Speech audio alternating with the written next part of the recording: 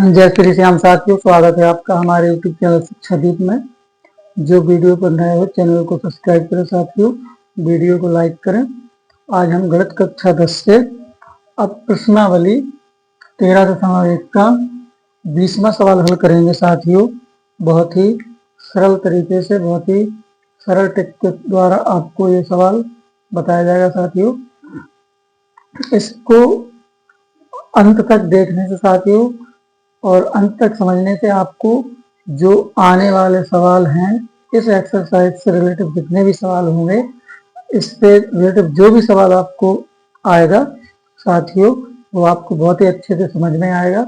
इस सवाल को समझना है आपको और वीडियो को अंत तक इस पर रहना है। और जो लोग नए हों वो चैनल को सब्सक्राइब करें और वीडियो को लाइक करके साथियों सहयोग करें। आज हम आपके लिए प्रश्नावली 13.1 का प्रश्न नंबर 20 लाए हैं, जो कि बहुत ही अच्छे तरीके से, अच्छे ढंग से आपको समझाएंगे और बहुत ही अच्छे तरीके से हम आपको बताएंगे साथियों। आइए हम इस सवाल को हल करते हैं। तो हमारा सवाल हमें दिया हुआ है बोर्ड पे। प्रश्न नंबर 20 हमें दिया हुआ है, निम्नलिखित सारणी किसी मोहल्ले के 25 परिवारों में भोजन पर हुए दैनिक व्यय को दर्शाती है। साथियों यहाँ पे हमें इस प्रकार से एक सारणी दी हुई है, जिसमें हमें दैनिक व्यय रुपए में दिया हुआ है, परिवारों की संख्या दी हुई है। अब एक उपयुक्त विधि द्वारा भोजन पर हुआ माध्य व्यय ज्ञात कीजिए। तो साथियों हमें सवाल दिया हुआ है, अब इस सवाल को हमें हल करना है। तो जैसे अभी जिस प्रकार से हमने इस प्रश्नावली के सवाल को हल किया है, उसी प्रकार से हम इस सवाल को भी हल करेंगे। बहुत ही अच्छे तरीके से हम इसको आपको बताने की कोशिश करेंगे साथियों। तो हम सबसे पहले यहाँ पे लिखेंगे हल। साथियों ये हमें एक प्रश्न सारणी दी है, हम इसको क्या करेंगे, हल सारणी में बनाएंगे पहले। तो यहाँ पे हम एक हल सारणी बनाते हैं। इस तरीके से हम एक हल सारणी बनाएंगे। ये हम एक अपने लिए हल सारणी बनाना चाहती है, इसी की सहायता से हम इस सवाल को हल करेंगे। तो हमने इस प्रकार से यहाँ पे एक हल सारणी बनाई है। अब साथियों हमें जो दिया हुआ है प्रश्न सारणी में, उसको हम यहाँ पे लिख देते हैं। तो हमें दिया हुआ है दैनिक व्यय, दैनिक व्यय रुपए में। तो हम लिखते जाएंगे साथियों। यहाँ पे हमें दिया है 100 से 150, फिर 150 से 200, फिर 250 से 200 से फिर 250, फिर 250 से 300, फिर 300 से 350। इस प्रकार साथियों में 1 2 3 4 5 जो हमें क्या दिया है साथियों, वर्ग अंतराल दी हुई है। अब हमें लिखना है परिवारों की संख्या, परिवारों की संख्या जो हमें साथियों यहाँ पे f को दर्शाती है। इसको हम बारंबारता भी कहते हैं साथियों। तो हम इसको लिख देंगे 4 5 12 2 2। साथ ही इस प्रकार से हमने एक हल सारणी बनाई है। अब हम इसको हल करेंगे। तो देखिए साथियों, अभी हमें क्या करना है, हमें इसमें मध्यमान ज्ञात करना है। तो हमें यहाँ पे एक मध्यमान ज्ञात करना है साथियों। मध्यमान हम इस सारणी में मध्यमान निकालेंगे, ये मध्यमान की सारणी है। तो यहाँ पे हमारे x के पद निकल के आएंगे। अब साथियों इसको देखना है कि मध्यमान हम कैसे निकालते हैं। तो पहले हमें क्या करना पड़ता है साथियों, जो हमारे वर्ग अंतराल दिए हुए हैं इनमें हमें क्या करना है, जैसे यहाँ पे 100 लिखा है या 150 लिखा है, 100 को और 150 को हम जोड़ देंगे तो हो जाएंगे 250, और 250 के जब हम आधे कर देंगे तो यहाँ पे हो जाएंगे हमारे 125। इसी प्रकार से हम 150 को और 200 को जोड़ देंगे तो हो जाएंगे 350, और 350 के जब हम आधे कर देंगे तो यहाँ पे हो जाएगा हमारा 175। इसी प्रकार 200 को और 250 को जोड़ देंगे तो हो जाएगा हमारा 450, और 450 का आधा करेंगे तो हो जाएगा हमारा 250। 25। तो साथियों यहाँ पे हम देख लेते हैं कि यहाँ पे 125 है, 175 या 225, इनमें हमारा कितने कितने का अंतर आ रहा है, 50-50 का अंतर आ रहा है। तो हम इसी प्रकार से इस क्रम में लिखते जाएंगे। 225 में 50 जोड़ देंगे तो यहाँ पे 275 हो जाएंगे। 275 में 50 जोड़ देंगे 325 हो जाएंगे। इस प्रकार साथियों हमने मध्यमान निकाल लिए है। अब हमें इसमें क्या करना है साथियों, एक्स के और एफ के पदों को गुणा करना है। तो हम यहाँ पे x I into F I लिख देंगे, x I into F I. साथियों अब इनके हम गुणा कर देते हैं।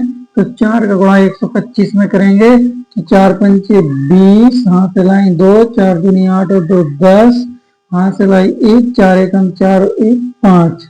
अब इसी प्रकार से हम 5 का गुणा 175 में करेंगे तो 55 25, हाथ से लाई 2, 5 7 35 और 2 37, हाथ से लाई 3, 5 एक 5 और 3 8, तो ये हमारे 875 हो गए।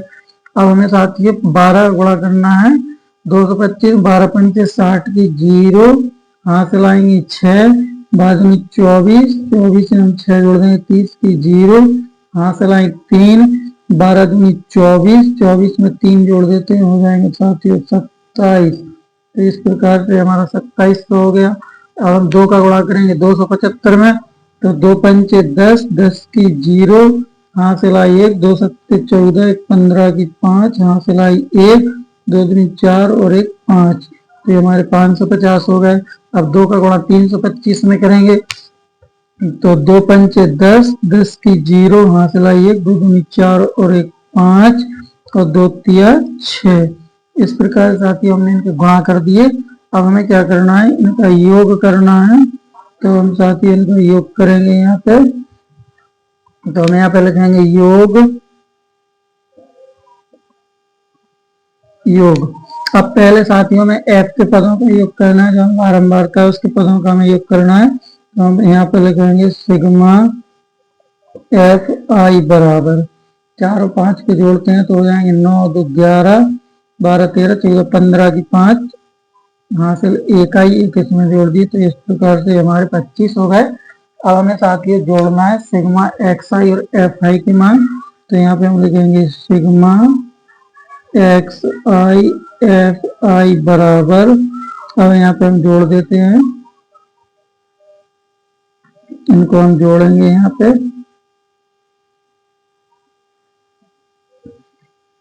5, 5 के 5 लिख दो, यहाँ से कुछ भी नहीं आएगी, 7 5 12, 12 और 5 17 की 7, यहाँ से लाई 1 इसमें जोड़ दिया, 6 और 14, 14 और 7 हमारे हो जाएंगे 14 में 7 21, 21 में 5 जोड़ देंगे 26, 26 में 6 जोड़ देंगे तो हो जाएंगे 32, 32 की 2, वहां से लाएंगे 3, 3 इसमें जोड़ देंगे साथियों तो हो जाएंगे 5। तो इस प्रकार से हमारा 5275 हो जाता है। एक बार और हम इसको चेक कर लेते हैं, योग करने में कहीं गलती तो नहीं है, तो इसको एक बार और चेक करते हैं। 5 के 5 लिख दिए, यहाँ से कुछ भी नहीं है, 7 5 12 और 5 17 की 7, यहाँ से लेकर आई 6 और 8 14, 14 7 21, 21 5 26, 26 और 6 32 की 2, हाथ लाई 3, 3 इसमें जोड़ दिए 5 हो गए साथियों। तो 5275 हमारा सिग्मा एफ आई और एक्स आई और एफ आई का मान निकल के आ गया। अब हमें साथियों इसका माध्य ज्ञात करना है।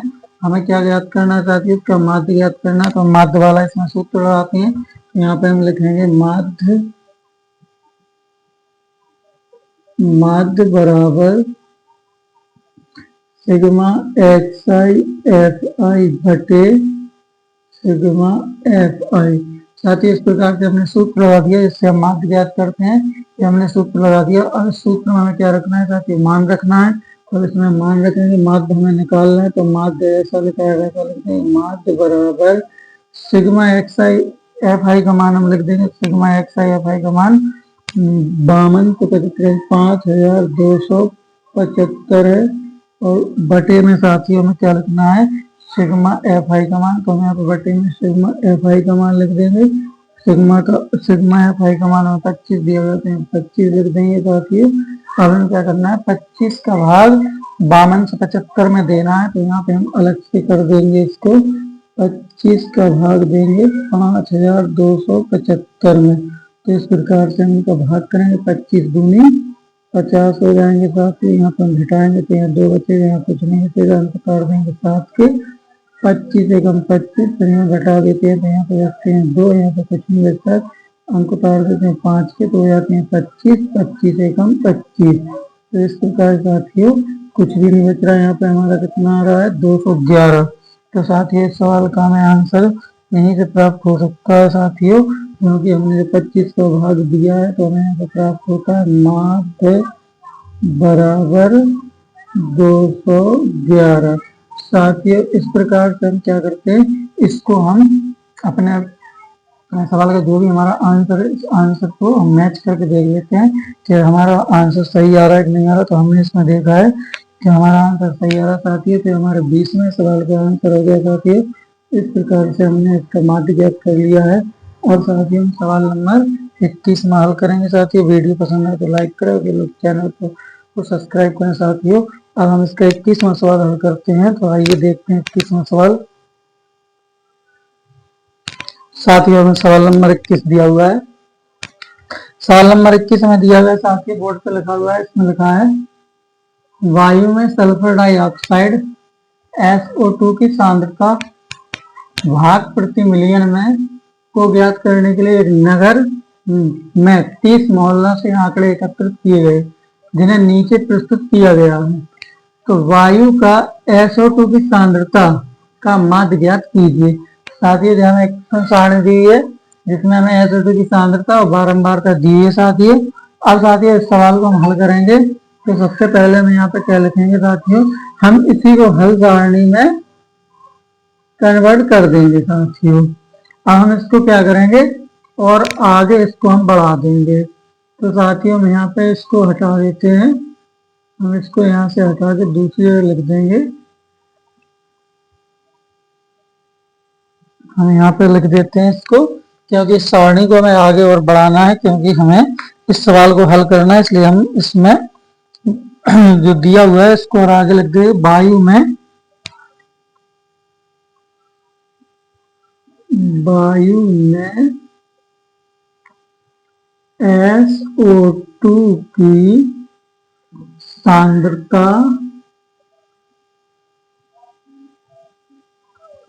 का माध्य ज्ञात कीजिए। माध्य ज्ञात कीजिए। इस प्रकार साथियों हमने इसको लिख दिया। अब हम साथियों इस सवाल को हल करते हैं। तो हमें क्या करना है साथियों, सबसे पहले हमें ये दिया है प्रश्न सारणी जो हमें दी थी, हमने उसको हल सारणी में बदल रहे हैं। तो हमें आवश्यकता है मध्यमान की। तो सबसे पहले हम क्या करेंगे, मध्यमान निकालेंगे।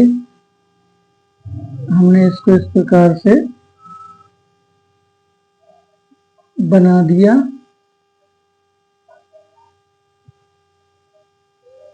ये साथियों हमारी हल सारणी बन रही साथी।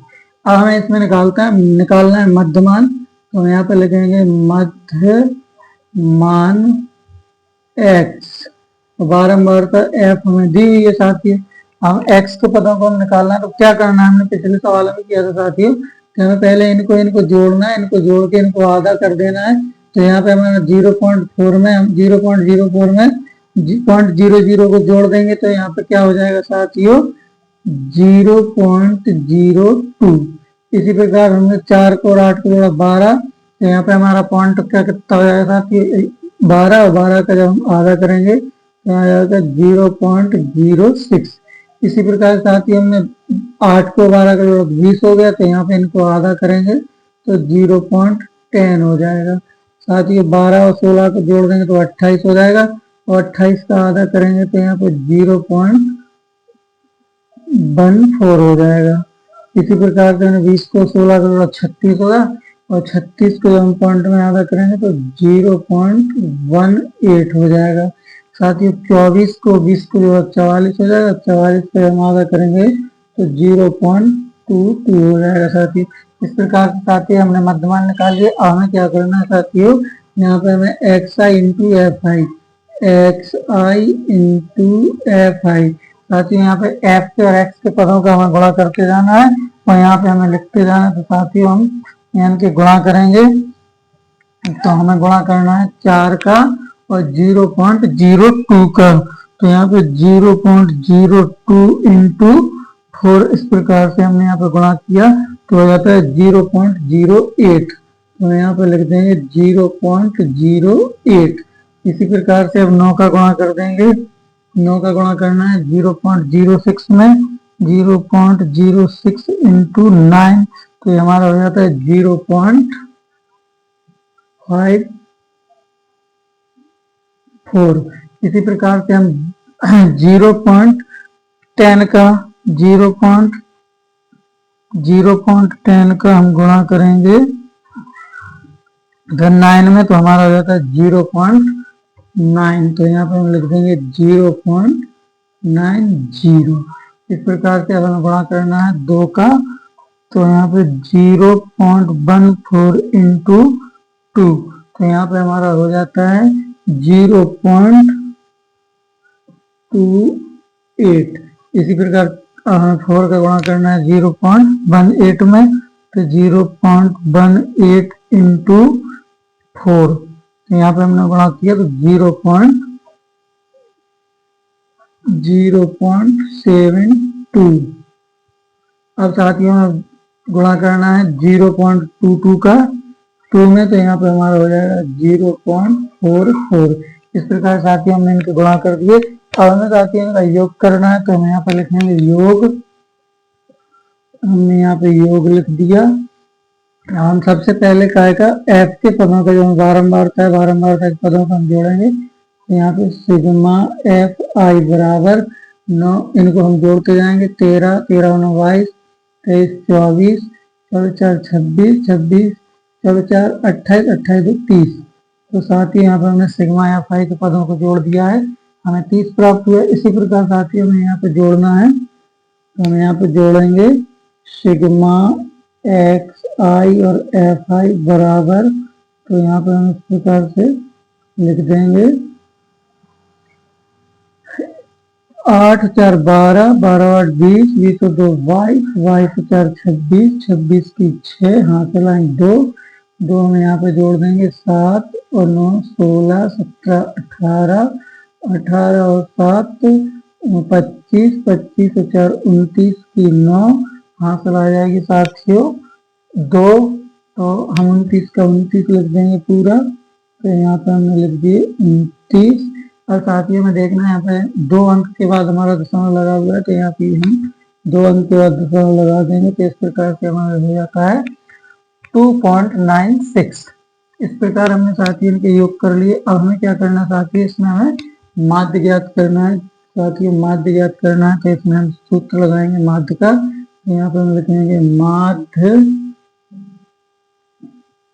माध्य बराबर sigma x I F I बटे सिग्मा एफ आई। साथियों हमने यहाँ पे इस प्रकार जो सूत्र हमने लिखा है इस सूत्र में हमें मान रखना है। तो इसमें हम मान रखेंगे तो जो हमारा माध्य है उसको हम जैसा लिखा वैसा लिख देंगे बराबर सिग्मा एक्स आई और एफ आई के मानों को हम रखेंगे। सिग्मा एक्स आई और एफ आई के मान हमारे निकले थे 2.96 और बटे में साथियों में लिखना है सिग्मा एफ आई के मानों को। तो यहाँ पे हम लिख देंगे सिग्मा एफ आई के मानों को। तो यहाँ पे हमें लिखेंगे 30। इस प्रकार साथियों हमने इसको लिख दिया है। अब हमें क्या करना है साथियों, यहाँ पे भाग देना है, हमें 30 का भाग देना है 2.96 में।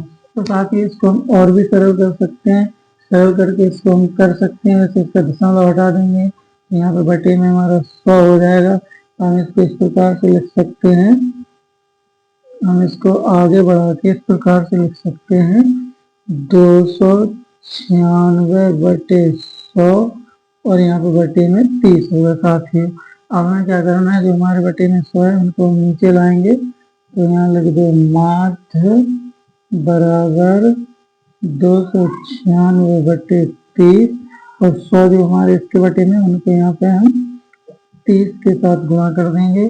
तो इस प्रकार से हमने अब इनका गुणा कर दिया तो हमें हो जाएंगे 296 बटे 3000। साथियों अब हमें क्या करना है, इनमें भाग देना है। तो हम यहाँ पे भाग देंगे तो हम सीधा 3 का भाग देते हैं ऊपर। 3 का भाग ऊपर देंगे तो कितनी बार जाएगा, 3 3 27 यहाँ पे हमें 2 बच जाते हैं। 3 का भाग पूरी तरीके से नहीं जा रहा साथियों, तो हम ऐसा करते हैं, इसमें सीधा हम 3000 का ही भाग दे देंगे। जब हम इसमें 3000 का भाग देंगे 296 में, तो हमारा आंसर निकल के आ जाएगा साथियों। तो हमें 296 में भाग देना है 3000 का, तो हमारा यहाँ पे आंसर साथियों आ जाता है 0.99। साथियों यहाँ पर लगभग में हमारा आ जाएगा। हमने जब यहाँ पे भाग दिया तो हमें प्राप्त होगा माध्य बराबर 0.099।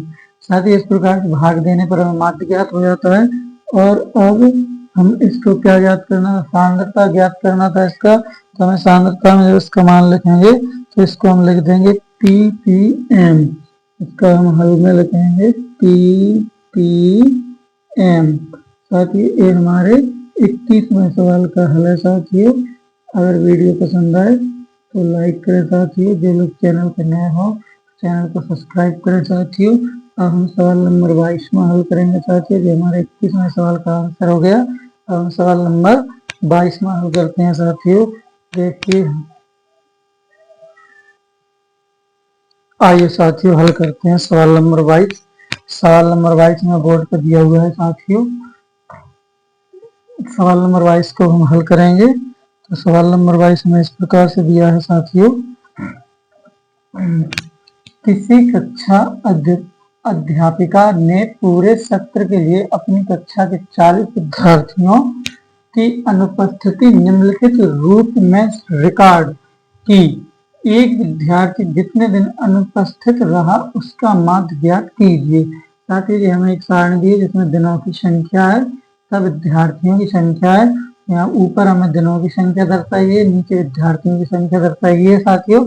अब हम इस सवाल को हल करते हैं। तो सबसे पहले हमें क्या करना है साथियों, एक हल सारणी बनाना है। तो हम लिखेंगे यहाँ पे हल, और एक हम हल सारणी बनाएंगे साथियों। तो यहाँ पे आइए हम बनाते हैं हल सारणी। इस प्रकार से हमने यहाँ पे हल सारणी बनाई है, और इस पे हम लिख देंगे साथियों, यहाँ पे हमें दिया हुआ है दिनों की संख्या। तो हम लिख देंगे यहाँ पे दिनों की संख्या। साथियों यहाँ पे हमने दिनों की संख्या लिख दी। अब हमें बनाना है दूसरी। तो दूसरी सारणी में बारंबार साथियों दिनों की संख्या। तो हम यहाँ पे लिखेंगे दिनों की संख्या। इस प्रकार से हमने लिख दिया है यहाँ पे दिनों की संख्या। अब साथियों हमें जो दिया है उसको पहले लिख लेते हैं। दिनों की संख्या, सॉरी हमने गलत लिख दिया है। यहाँ पे हमें लिखना था विद्यार्थियों की संख्या, यहाँ पे लिखना था दिनों की संख्या। तो हम दोबारा से इसको लिखेंगे, हमसे गलती हो गई है। आइए हम इसको सुधारते हैं। तो हमें यहाँ पे लिखना है दिनों की संख्या, यहाँ लिखना है साथियों दिनों की संख्या, यहाँ लिखना है विद्यार्थियों की संख्या, विद्यार्थियों की संख्या। साथ ही इस प्रकार से हमने लिखे। अब हम इनके मानों को लिखते हैं। दिनों की संख्या में दिया है 0 से 6, 6 से 10, 10 से 14, 14 से 20, 20 से 28, 28 से 38, 38 से 40। इस प्रकार से साथियों हमने लिख दिया दिनों की संख्या। हम इनको काउंट कर लेते हैं। 1 2 3 4 5 6 7। यहाँ भी 1 2 3 4 5 6 7। अब साथियों में लिखना है विद्यार्थियों की संख्या। विद्यार्थी की संख्या में दी है 11, 10, 7, 4, 4, 3, 1। साथ ही इस प्रकार से हमने जो हमारी हल सारणी थी उसमें हमने इसके मानों को रख दिया। और हमें ज्ञात करना है साथ ही इसमें क्या मध्यमान। तो यहाँ पे हम लिखा देंगे मध्यमान। तो यहाँ लिखेंगे मध्यमान, जो हमें x का मान होता है। उसके पदों को हम यहाँ पे निकालेंगे। तो उसको हम कैसे निकालते हैं साथियों, पहले हमें क्या करना होता है, इन दोनों लेवों को, दोनों साइड के अंकों को हमें जोड़ना है। 0 में 6 जोड़ेंगे तो 6 होंगे, और फिर 6 के हम आधे कर देंगे तो हो जाएगा 3। यानी साथियों हमें फिर पहले दोनों तरफ से हमें जोड़ना है दोनों अंकों को, उसका फिर हमें 2 का भाग दे के यहाँ पे लिखना है। इसी प्रकार से हमने 6 को 10 को जोड़ा 16 हो गया, 16 का आधा कर दिया तो यहाँ पे हमारा 8 हो गया। इसी प्रकार साथियों यहाँ पे हमने जोड़ा 10 और 14 को जोड़ा तो हो जाएंगे 24, तो 24 का आधा कर देंगे तो यहाँ पे हो जाएगा हमारा 12। यदि साथियों 14 को 20 को जोड़ेंगे 34 हो जाएंगे, 34 के आधे कर देंगे तो यहाँ हो जाएगा साथियों 17। इसी प्रकार 20 को और 28 को जोड़ देंगे तो 48 हो जाएगा, 48 का आधा करेंगे तो हो जाएगा 24। 38 को और 48 को जब हम जोड़ेंगे साथियों तो हमारा हो जाएगा 16 66 हो जाएगा साथियों। 66 का आधा कर देंगे तो हो जाएगा यहाँ पे हमारा 33। इसी प्रकार से हम 38 को 40 को जोड़ देंगे तो 78 हो जाएगा, 78 का आधा करेंगे 19 यहाँ पे हम 78 का आधा कर देंगे तो हमारा हो जाएगा 39। इस प्रकार साथियों हमने यहाँ पे अपना मध्यमान ज्ञात कर लिया है। हम एक बार और इसको चेक कर लेते हैं। 0 में 6 जोड़ेंगे तो हो जाएंगे 6, 6 का आधा किया 3 हो गए, 6 और 10 को जोड़ा 16, 16 का आधा किया 8 हो गए, 10 और 14 को जोड़ा 24 हो गए, 24 का आधा किया 12 हो गए, 14 को 20 को जोड़ेंगे तो 34 हो जाएगा, 34 का आधा करेंगे तो 17 हो जाएगा, 20 का और 28 को जोड़ेंगे तो 48 हो जाएगा, 48 का आधा कर देंगे तो हो जाएगा 24, 38 को और 28 को जोड़ेंगे तो 66 हो जाता है, 66 का जब हम आधा कर देंगे तो हमें यहाँ पे 33 हो जाएंगे। इसी प्रकार से 38 को 40 को जोड़ देंगे तो 78 हो जाएंगे, 78 का आधा कर देंगे तो 39 हो जाएगा। अब साथ ही हमें क्या करना है यहाँ पे, अब हम इसको यहाँ पे लिख देंगे। हमारे पास एक्स एफ के पद हमने निकाल दिए तो हमें लिखना है यहाँ पे x I into F I. साथियों हमें इनको गुणा कर करके लिखते जाना है। तो पहले 11 का 3 में गुणा करेंगे तो 11 की 33 हो जाएंगे, 10 का 8 में गुणा करेंगे तो हो जाएंगे 80, 7 का 12 में करेंगे तो 12 सत्ते 84, 17 का 4 में करेंगे 17 चौको 68, 24 का 4 में करेंगे तो हो जाएंगे 96, 3 का गुणा 33 में करेंगे तो हो जाएगा 99। इसी प्रकार से 1 का गुणा 39 में किया तो 39 से कम 39 हो गया साथियों। इस प्रकार से हमने साथियों इनके गुणा करने के बाद हमने एक्स आई और एफ आई के पदों को हमने निकाल दिया है। अब हमें साथियों इनका योग करना है। तो हमें पहले योग करना है एफ के पदों का, जो हमारे एफ के पद हैं, ये साथी हमारे एफ के पद हैं। पहले हम एफ के पदों का योग करेंगे तो यहाँ पे हम लिखेंगे योग, यहाँ पे हम जोड़ेंगे तो यहाँ पर लिखेंगे सिग्मा एफ आई बराबर 11 में 10 जोड़ देंगे साथ ही 21, 21 में 7 जोड़ देंगे 28, 28 में 4 जोड़ेंगे 32, 32 में 4 जोड़ देंगे 36, 36 में 3 जोड़ देंगे 39, 39 में 1 जोड़ देंगे 40। इस प्रकार साथ ही हमने क्या कर दिया, सिग्मा एफ आई के मानों को जोड़ दिया है। अब हमें जोड़ना है एक्स आई और एफ आई के पदों को। तो यहाँ पे हम लिख देंगे sigma x I F I बराबर, साथ ही मैंने जोड़ते हैं 3 और 4 7, 7 और 8 15, 15 6 21, 21 और 9 30, 30 में 9 जोड़ेंगे तो हो जाएंगे 39, 39 की 9 लिख देंगे, यहाँ से लाएंगे साथियों 3, 3 यहाँ पे जोड़ देंगे 6 और 8 14, 14 में 8 जोड़ देंगे 22, 22 6 28, 28 में 9 जोड़ देंगे 37, 37 में 9 जोड़ देंगे 36, 46, 46 में 3 जोड़ देंगे तो हो जाएंगे साथियों 49।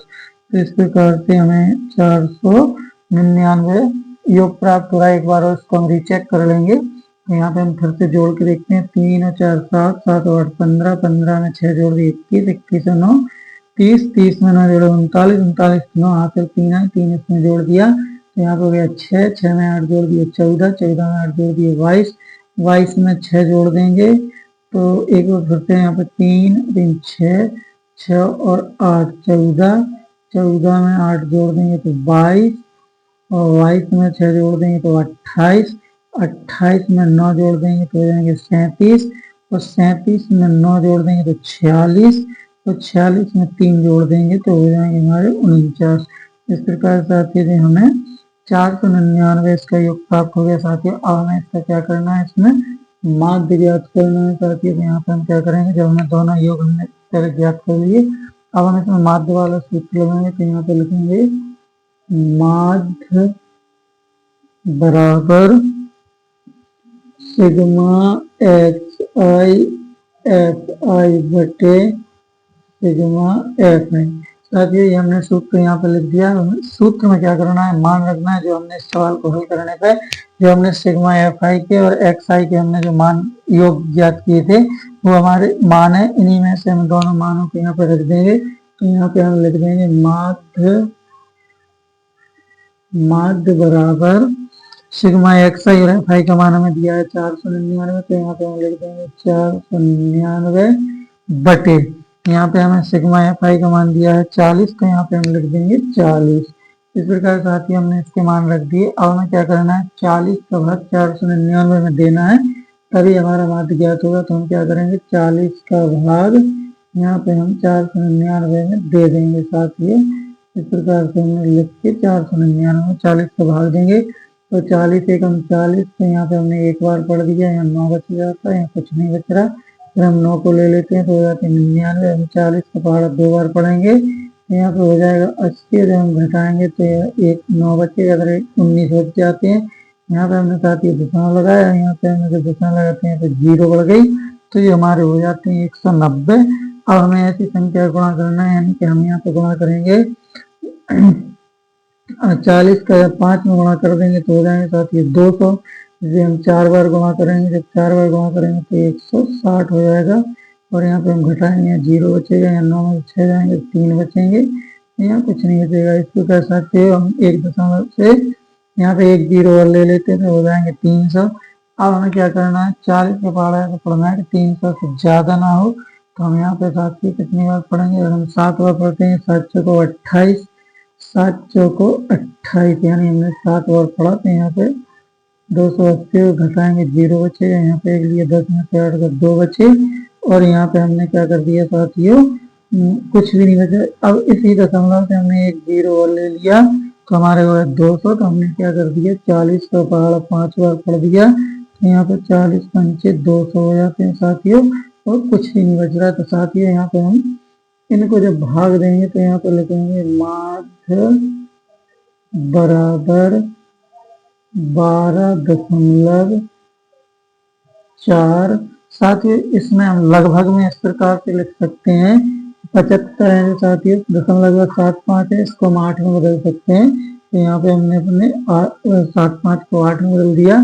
तो साथियों इस प्रकार से हमारा आंसर आ गया, जो कि हमें किताब में दिया हुआ है। साथियों इस प्रकार से हमने अपने इस सवाल का हल कर दिया। साथियों वीडियो पसंद आए तो लाइक करें, जो लोग चैनल पर नए हो चैनल को सब्सक्राइब करके साथियों सहयोग करें। यही हमारे 22वें सवाल का हल है साथियों। वीडियो पसंद आए तो लाइक करें साथियों। जय श्री राम साथियों। और